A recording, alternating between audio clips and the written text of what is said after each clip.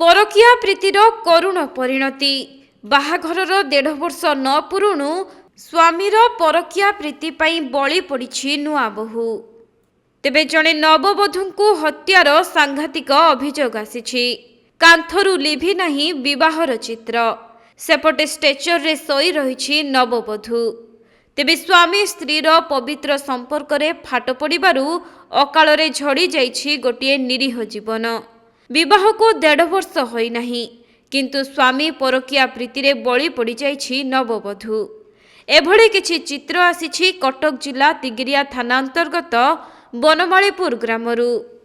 मिलिथिबा सूचना अनुसार बांकी पाळपुट गाँर झियो तुलसी राउतंकर गत 1.5 वर्ष तले विवाह होइथिला।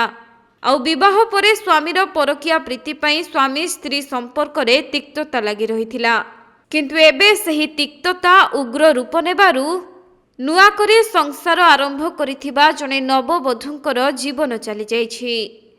सेपटे झियोर बापांको पाखकु ज्वाई फोन करी कहिथिले जे तम झियोर देह भल नाही, शीघ्र आम घर को आसंतु।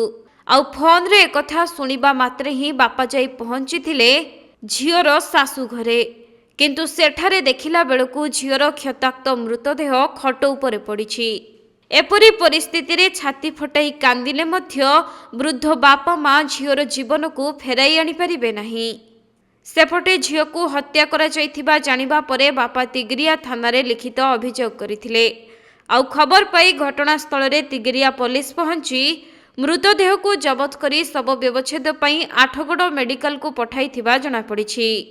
तेबे पुलिस एही घटना को गुरुतर सहित नै एहार तदंत चलाइछि।